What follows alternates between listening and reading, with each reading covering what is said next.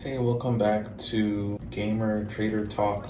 This is going to be the first installment. So what I'm going to be doing is just playing my game. I'm going to screen record it and I'm going to share the audio over it so you can see me playing while I talk about trading concepts. So for right now, I want to talk about discipline in trading. Now, discipline can range in a few different areas. One of the main areas in discipline that you have to have is capital preservation. So when you get in the game of trading, we all get in to make money, but the key to making money is to keep the money you already came with. You do have to risk it for the biscuit, but it has to be calculated risk.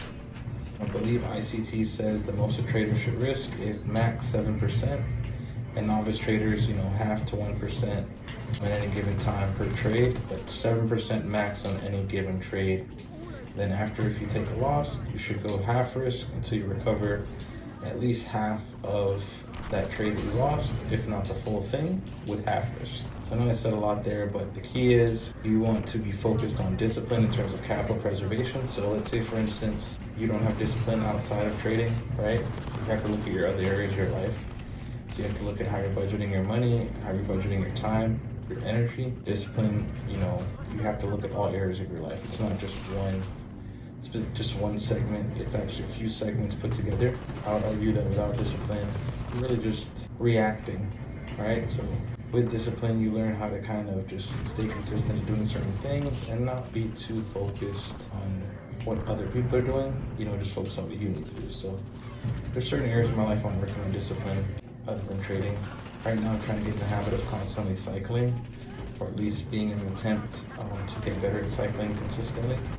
The other day I did about 15 miles riding, and then the very next day I did about 20. I wish I could have done more, but I did what I could do, considering the time element, because with cycling, there's a lot of time that it takes up if you're just cycling for a long period of time. And that's okay. I want to get better at being on the bike.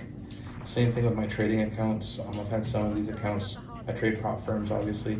I've had some of these accounts for over a year, and that comes from not risking the entire account just to take a trade. With prop firms, it just depends on the account size, but typically you're gonna have to risk anywhere between a quarter to a full percent to make money. And that typically, if you're thinking about the drawdown you have, let's say you have a 50K account with Topstep, right? The drawdown is 2,000. So if you're taking one trade, one contract on MES for 5 points, right? That's my typical trade, it would be $25 stop. So you couldn't even risk less than, because 1% would be $20. The least you could risk would be, a percent and a quarter, or a percent and a fifth, or whatever, right? Because $20 is 1% of 2,000. So when you're risking $200 per trade, you're risking 10%. So what I'm trying to do consistently is just risk more like 5% and just take my time. With the props, some of them may take a few months to get to payout, but once they get above the threshold, it's as simple as just trading consistently and you can get more payouts. So the mindset that you approach the accounts with, it does vary. You have to look at them all differently, but the consistent habit of discipline and just how you preserve your capital is key.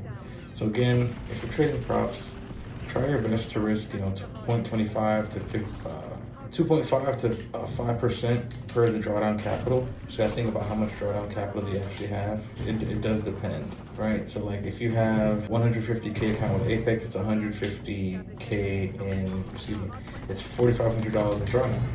So with $4,500 in drawdown, if you're risking 10%, that's $450. If you're risking 5%, that's $225, right? So some people are trying to make $1,000 a day on those accounts, and it's possible, but the probability is you won't be able to keep the accounts. Now, just circling back to the main topic, this was incumbent upon discipline. This conversation was about discipline and capital preservation, right?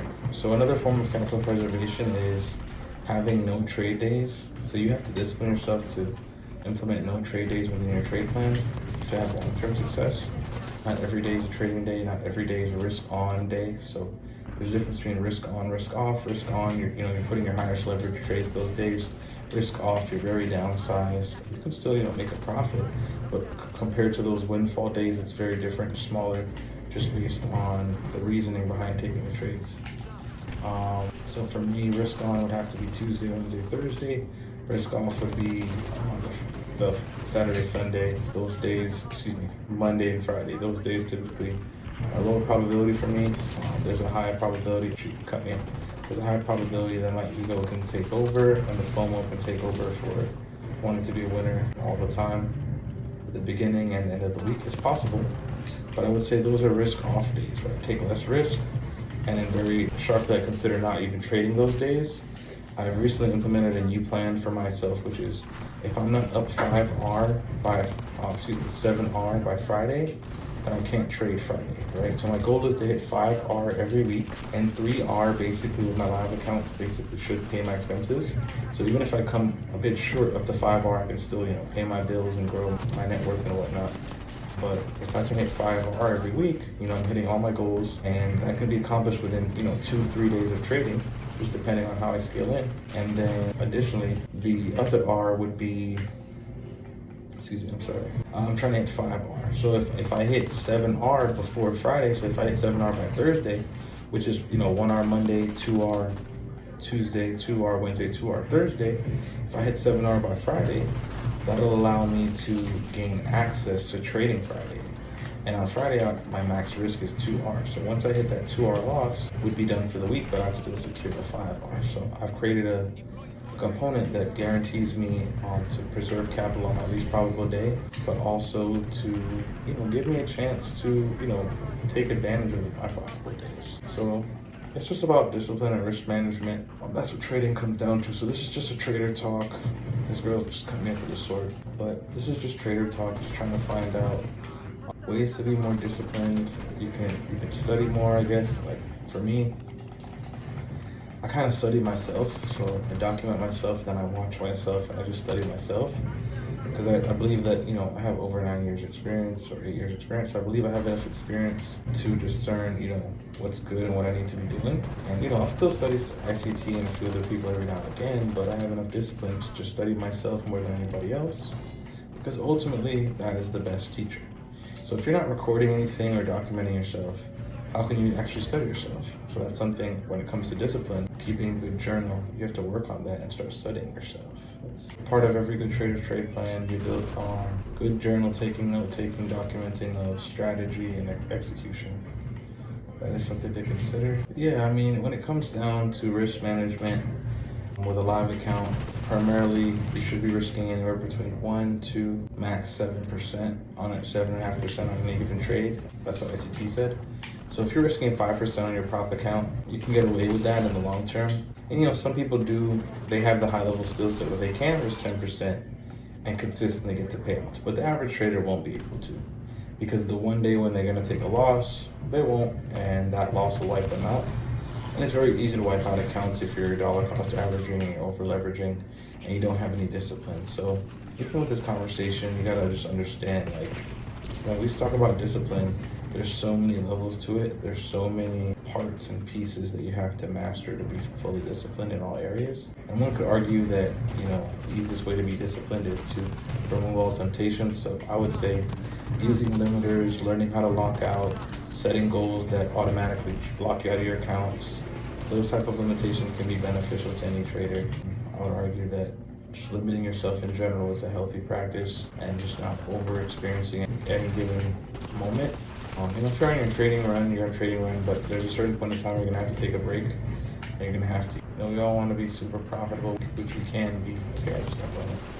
But we have to be cognizant and aware of how we can, shortchange ourselves and start losing. But again, this is just a gamer trader talk. Just wanted to tap in with you guys and give a little bit of advice and information as to how we can be a successful trader. And a big part of that is just being patient and disciplined, and not getting caught up too much in overexcitement to do any one given thing.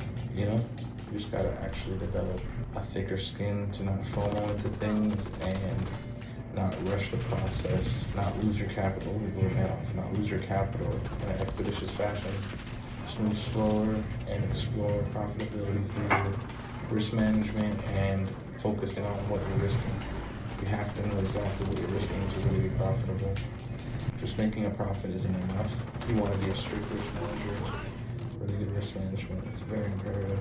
But yeah, that's the talk for today. Thank you for coming, and I hope you have a great day. Bye.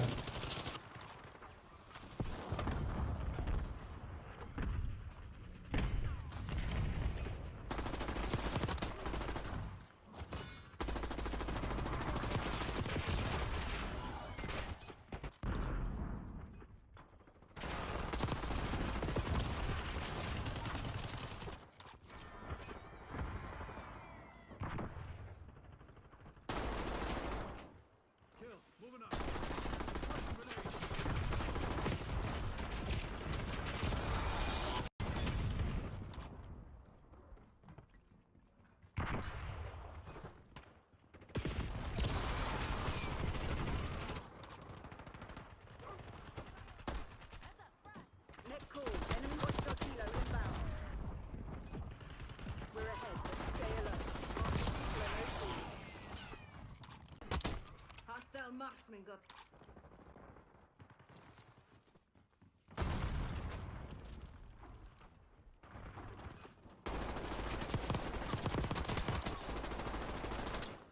Done.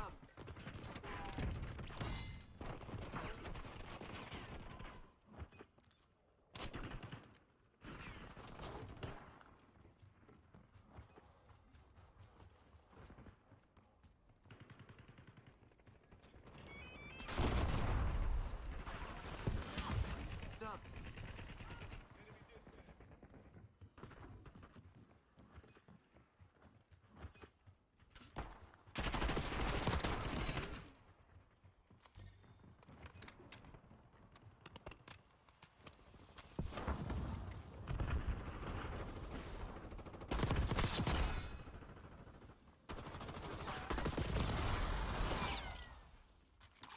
We're winning. Keep it that way.